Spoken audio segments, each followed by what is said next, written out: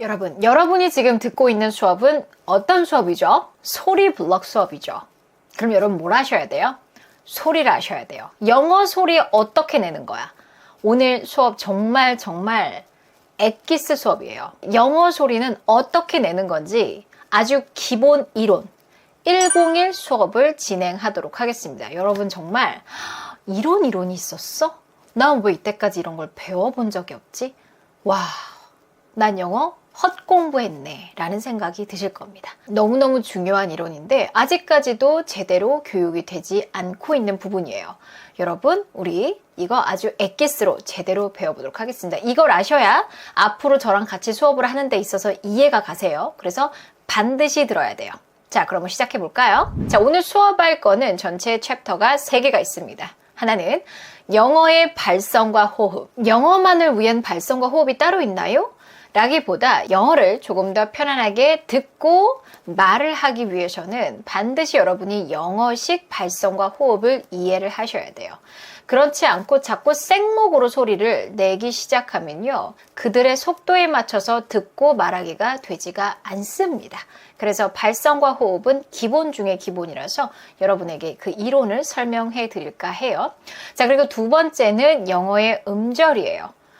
사실은 발음이 조금 틀어져도요, 여러분이 음절만 제대로 지켜줘도 원어민이 여러분의 소리를 굉장히 잘 알아듣습니다. 자, 마치 여러분이 인도 사람들 소리를 들어봤을 때 인도 사람들 발음 이상한 것 같고 뭔가 내 귀에는 되게 이상한 것 같은데, 그런데 오히려 원어민이 우리보다 인도 사람들의 소리를 더 잘 알아들어요. 그게 왜 가능하냐면 그들은 음절을 잘 맞춰서 강세 부분을 제대로 처리를 합니다. 발음이 조금 부족해도 음절만 잘 지켜주고 강세만 잘 지켜주면 잘 알아들을 수 있어요. 자, 그 다음에 영어의 강세와 리듬. 영어의 리듬이라는 건 왜 생기는 거야? 에 대한 이론을 가르쳐 드릴 거예요. 그냥 노래 부르듯이 하세요. 그냥 그들을 따라하면서 노래 부르듯이 이렇게 리듬을 타다 보면 영어를 잘하게 됩니다. 는 누가 가능한 거냐면 리듬을 탈 수 있는 분들이에요. 박치나 음치 그리고 시각형인 분들은요, 듣고 따라서 리듬을 타는 것 자체가 안 됩니다. 이분들은 이론을 배우셔야 돼요.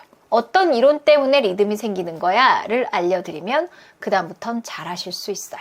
그래서 할 수 있다! 오케이. 청각형도 마찬가지예요. 근데 청각형도 그냥 내 귀에만 의존해서 어렴풋이 이게 아닐까 하는 것보다 정확한 이론을 알고 했을 때 확신을 갖고 소리는 훨씬 더 좋아질 수 있어요. 자, 그러면 하나씩 해볼게요. 자, 너무 기대되시죠? 이제 나는 영어 좀 잘하겠다 이런 생각 들잖아요. 그쵸? 자, 영어의 발성과 호흡 중요한 3개만 딱딱 꼽았어요. 너무너무 중요한 부분이에요. 발성이라고 하는 거는 소리가 나오는 위치예요. 도대체 소리를 낼 때 그 소리의 위치가 코에서 나올 수도 있고요. 콧소리, 입에서 나올 수도 있고요. 가슴에서 나올 수도 있어요. 소리가 어디에 나오냐에 따라서 소리의 퀄리티가 달라지죠. 영어의 소리는 조금 더 가슴에서 나오는 소리다라고 생각하시면 돼요. 그래서 그들의 소리가 조금 더 웅장한 느낌이 있죠. 우리가 지하철이나 이런 걸 탔을 때 한국 사람들이 단데 갑자기 어디선가 한 사람이 영어를 하는데 영어? 하면서 여러분 고개를 한번 돌려보신 적 있으세요? 그만큼 영어의 소리는 이쪽에서 나오기 때문에 소리가 상대방에게 굉장히 잘 꽂힙니다. 우리가 못 알아듣지만 영어 이렇게는 꽂힌단 말이에요. 그게 가능한 게 바로 발성의 위치 때문에 그래요. 자, 그래서 영어로 소리 낼 때는 내가 조금 더 소리가 가슴에서 나온다라고 계속 생각을 하셔야 되고 상상을 하셔야 돼요. 그래서 내 입은 여기에 달린 게 아니라 여기에 달렸다고 상상하시는 거예요. 여러분 그림 보시면 어때요? 입이 쇄골에 달려있죠? 쇄골에 달렸다고 상상하는 것만으로도 소리는 내려가요. 자, 그 다음에 소리를 낼 때는 항상 한숨을 내쉬듯이 날숨에 처리합니다. 특히나 중요한 소리들을 소리 낼 때는 날숨에 처리할 거예요. 그래서 마시고 뱉고 마시고 뱉고, 그래서 뱉으면서 소리 낸다고 생각하시면 돼요. 항상 소리는 한숨을 내쉬듯이 뱉는다. 이게 너무 중요해요. 사실은 이 세 가지 이론이 다 연결이 되어 있어요. 내 입은 쇄골에 달려 있고, 그리고 숨을 내쉬면서 하죠. 여러분 한숨 크게 한번 내쉬어보세요. 시작. 보통 제가 한숨을 크게 내쉬세요 그러면 다들 어떻게 하시냐면 숨을 크게 마셔요. 그리고 하고 내쉬죠. 여러분 내쉴 때 어떤 느낌이었어요? 숨이 가슴으로 내려오는 느낌이었어요? 그쵸? 숨이 가슴으로 내려오는 느낌이에요. 이렇게 가슴으로 내려오는 느낌, 즉 소리가 요로 귀결되고 있다는 거죠. 세 번째 포인트예요. 여러분이 영어 소리를 낼 때는 가슴으로 소리가 귀결한다라고 상상을 하시는 거예요. 이 세 가지가 사실 다 연결이 됩니다. 그냥 가슴으로 귀결해야지 라는 상상만으로는 부족해요. 호흡이랑 같이 가셔야 돼요. 그래서 그냥 하가 아니라 호흡과 함께 하 이렇게 여러분이 호흡과 함께 소리를 내시면 알아서 얘가 내려갑니다. 마치 여러분이 한숨 크게 내쉬세요 라고 했을 때 뭐 했어요? 숨을 마시셨죠? 그리고 했잖아요. 그쵸? 그때 가슴 깊이 내려가는 내 숨을 느끼셨을 거예요. 그런 느낌이에요. 그래서 항상 영어의 소리를 낼 때는 힘을 준다거나 아니면은 뭔가 음을 높인다거나 아니면 콧소리를 낸다거나가 아니라 한숨을 내쉬듯이 하고 소리를 가슴으로 귀결시킨다라고 상상하세요. 그것만으로도 소리는 너무너무 좋아집니다. 자, 그러면 제가 알려드린 이 이론을 갖고 하나씩 호흡을 통해서 훈련을 해보도록 할게요. 자, 입은 어디 있어요? 쇄골에 있어요. 여러분 항상 뭐 해야 돼요? 숨을 마시고 날숨의 처리를 하셔야 되고요. 날숨의 처리할 때 소리의 마지막이 가슴에서 귀결하는지 느껴보세요. 자, 해볼게요. 숨 마시고 뱉어요. 뱉으면서 하라는 소리를 처리하는 거예요. H 사운드는요, 정말 대표적인 한숨 소리예요. 한숨 내쉬어보세요. 이게 H예요. 그래서 H로 연습을 많이 하시면 좋아요. 한숨을 내쉬듯이. 여러분, 아 하고 벌리고 한숨을 쉬니까 소리가 하라는 소리가 들리죠. 그렇죠? 이렇게 소리를 내쉬고 여기서 이제 점점 성대를 올려주면 이렇게 하라는 소리가 처리가 되는 거예요. 그렇게 했을 때 가슴에서 귀결되는 느낌이 있어요. 히,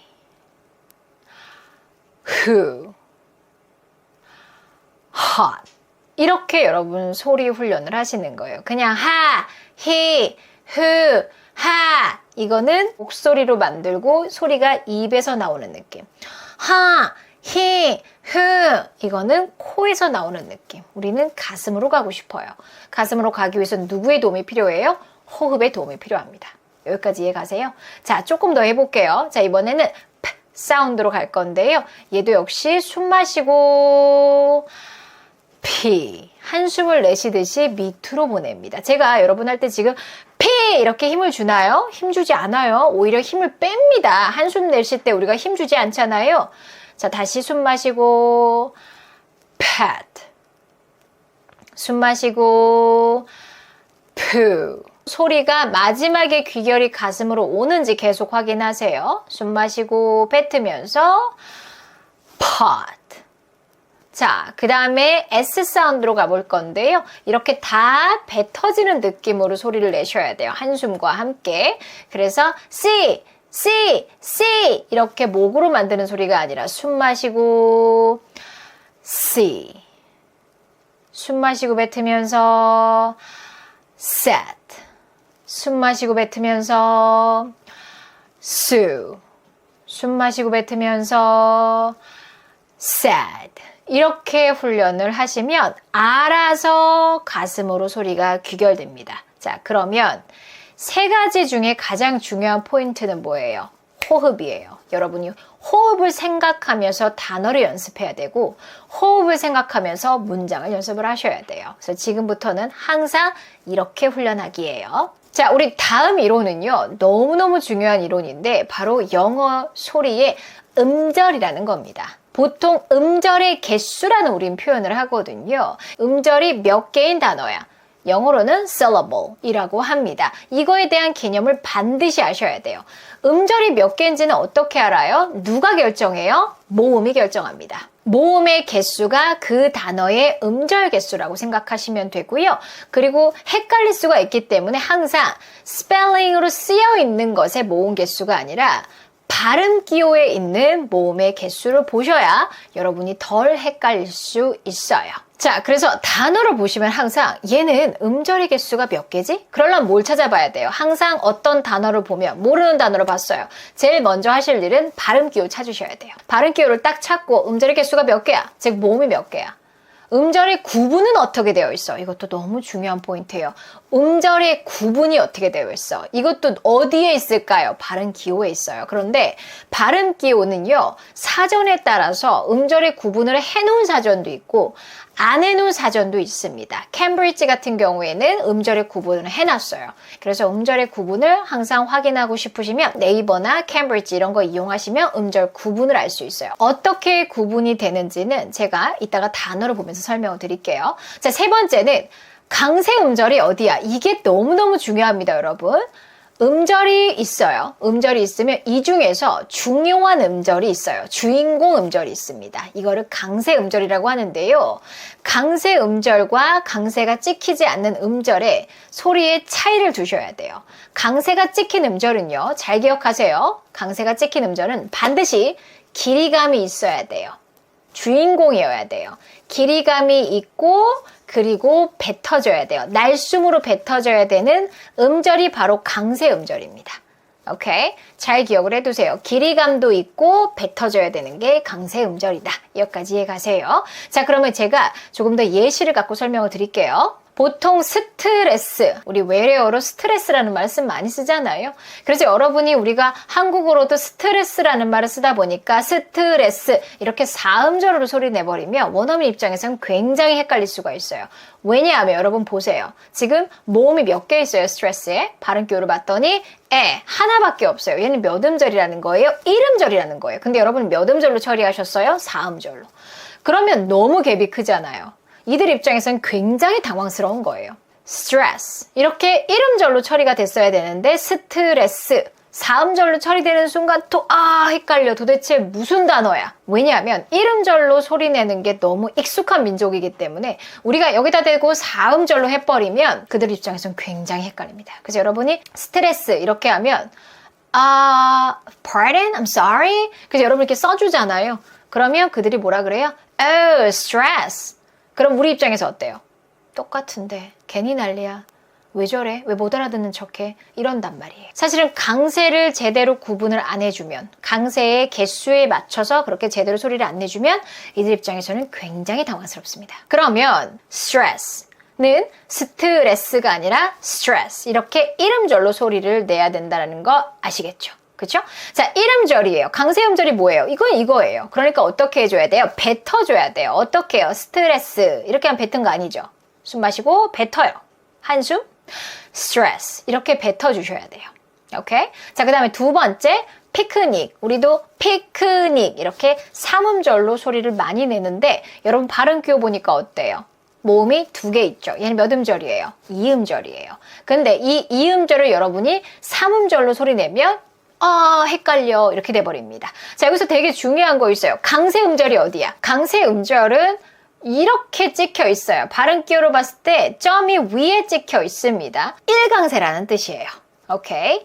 그래서 이렇게 보통 짧은 단어들은 1강세가 하나만 있습니다. 그리고 음절 구분은요. 캠브리지 같은 경우 이렇게 점을 찍어놔요. 그래서 여기서부터 여기까지가 한 음절, 여기서부터까지가 또 한 음절 이렇게 표시되어 있는 거죠. 그래서 음절을 구분해서 소리를 내는 연습을 하시면 훨씬 더 정확해져요. 그래서 피크닉이 아니라 한 음절이 팩 여기였잖아요. 그쵸? 자, 그래서 소리가 picnic, picnic, picnic 이렇게 소리 내실 수 있죠. 그래서 picnic, picnic 이게 두 개가 합해져서 picnic, picnic. 근데 어디다 제가 뱉었어요? 1 강세 음절에서 뱉는 거예요. 숨 마시고 picnic 이런 식이에요. 닉에서 또 뭔가를 이렇게 뱉는다라는 느낌보다 픽에서 다 뱉는 느낌이에요. 그래서 강세 음절에서는 뱉어준다. 자, 그 다음에 조금 길어요. 이렇게 available 했을 때는 지금 모음이 몇 개예요? 하나, A는 이중 모음 한 모음 취급합니다. 그래서 하나, 둘, 셋, 넷. 4음절의 단어예요. 그래서 이렇게 구분을 하시는 거고 여기서 강세음절은 어디예요? 여기 위에 있죠. 그러면 여기가 강세음절임을 알 수가 있겠죠. 그래서 이렇게 훈련을 하시는 거예요. 그래서 they 여기 이렇게 훈련을 많이 하시고요.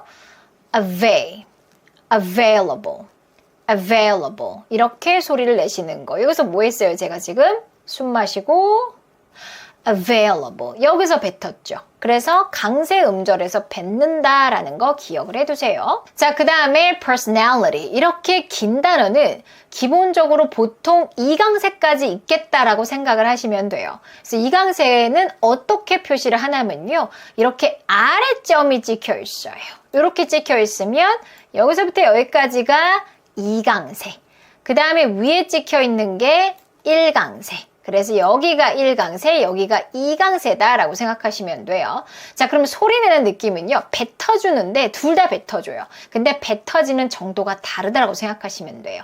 자, 제가 이거 물결로 표시하자면 per 요만큼 뱉어지고 얘는 요렇게 뱉어진다고 생각하시면 돼요. 이렇게.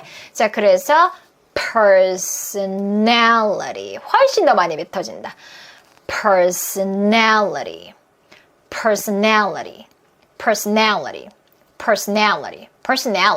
이렇게 긴 단어에 2강세라는 게 있는 이유는 뭐냐면요.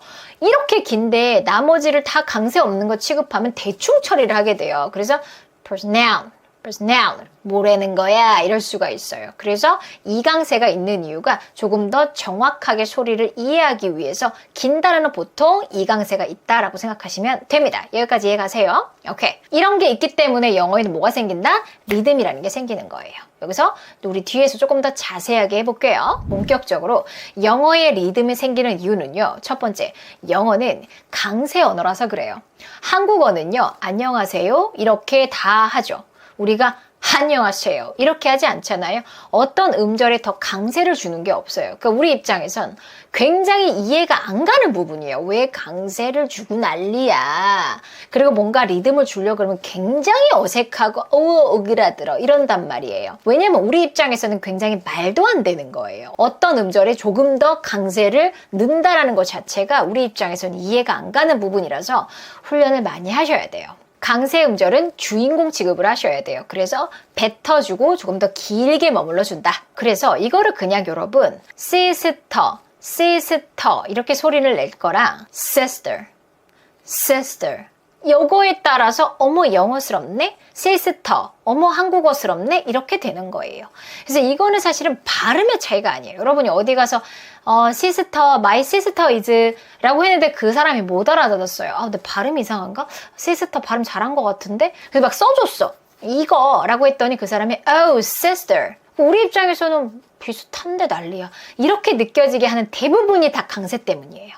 그래서 강세는 우리가 듣기에는 굉장히 비슷하게 들립니다. banana 비슷해요. 비슷한데 이 사람들이 못 알아들어. 우리로서는 굉장히 이해가 안 가는 부분인데 뭐 때문이다? 강세 때문이라는 거예요. 그래서 강세는 항상 뱉어줘야 되고 강세 음절은 뱉어주고 주인공 취급 길게 처리합니다. 길이가 길어요. 따 이렇게 하면 정박이 되겠죠. 그게 아니라 다라 이렇게 엇박이 돼야 돼요. 그래야 리듬감이 나오는 거예요. dada, sister, dada, banana 이러니까 리듬이 나오는 거예요. 바나나 이러면 리듬이 나올 이유가 없겠죠. banana, sister. 오케이? 그래서 항상 길이감 있게 처리하고 뱉어주자. 꼭 잊지 마세요. 자, 그 다음에 두 번째로 영어가 리듬이 나오는 이유는 효율 언어라서 그래요. 그럼 한국어는 비효율적이라는 건가요? 그런 게 아니라 한국어는 중요한 단어, 안 중요한 단어를 이렇게 구분해서 소리 내지는 않죠. 그쵸? 그런데 영어는 중요한 정보와 중요하지 않은 정보를 구분해서 소리를 내요. 어찌 보면 굉장히 자본주의 같은 정말 언어지 않나라는 생각이 들어요. 중요한 단어야? 제대로 처리해. 상대 귀에다가 잘 꽂아주라고 정확하게 이런 느낌이고요. 중요한 정보가 아닌 보통 이런 문법적 기능의 단어 이런 단어들을 우리는 기능어라고 해요. function words. 그 다음에 내용어는 중요한 정보, 중요한 information. 이런 것들은 중요하게 처리해주자. 이렇게 처리를 합니다. 그래서 중요한 정보의 단어가 뭘까요? 명사, 형용사, 부사, 일반 동사, 부정어, not 같은 거 너무 중요하죠? 이거 하나로 판도가 바뀌어버리니까, 그쵸? 의문사, 이런 모든 것, 이런 것들은 다 중요한 information이에요. 이게 빠지면 뭐라는 거야? 할 수 있는 것들이죠. 그래서 이런 애들은 외우실 필요 없어요. 딱 봐도 중요하네. 느낌 옵니다. 그래서 이런 애들은 제대로 소리를 처리해줍니다. 근데 그에 비해 기능어는요. 기능어는 문법적 기능을 위한 것. function, 말 그대로 기능을 위한 거예요. 그래서 전치사, 접속사, 관사, 대명 이런 거 외울 필요 없겠죠. 딱 봐도 안 중요하네. 얘 빠져도 들리겠네. 하는 그런 것들이에요. 그래서 이런 것들은 역시 제대로 처리하지 않아요. 주인공 취급하지 않습니다. 그래서 주인공과 주인공이 아닌 것들을 구분하면서 소리를 내는 그렇기 때문에 리듬이 나온다는 거예요. 이 두 가지가 있기 때문에 영어는 리듬감 있는 언어라고 말할 수 있는 거죠. 자, 그럼 우리 이제 리듬감 훈련을 미친 듯이 해보도록 하겠습니다. 이거를 계속 할 거예요. 어디서? 소리 블럭에 적용을 할 거예요. 그러니까 여러분 소리는 좋아질 수밖에 없고 그냥 블럭이 아니라 좋은 소리로 입에다가 붙이고 귀에다가 장착하는 거예요. 그렇죠. 그렇기 때문에 듣자마자 이제 미드 정도 속도는 너무 껌으로 들릴 수밖에 없는 거죠. 기대되시죠? 그렇죠? 우리 훈련해 봅시다. 자, 일단은 sister. 얘는 몇 음절이라고요? 2음절이요. 그런데 제가 등호흡 처리를 한 이유는 얘네 뜻이 똑같아서가 아니라 리듬이 똑같아서예요. tell me 라는 단어 보세요. 여러분, tell me 라는 단어를 보면은 일단 tell, 일반 동사잖아요. 중요한 정보일까요? 중요한 정보죠. 저는 이제부터 앞으로는 중요한 정보 내용어는요. 이렇게 빨간색으로 처리를 할 겁니다. 자, 그러면 tell. 중요해요. 상대 귀에 꽂아줘야죠. 어떻게 처리해요? 뱉어주셔야 돼요. sister에서 이렇게 sit에서 뱉었던 것처럼 숨 마시고 뱉으면서 sister, 숨 마시고 뱉으면서 tell me 이렇게 호흡을 이용하시면서 뱉어주셔야 된다라는 거예요.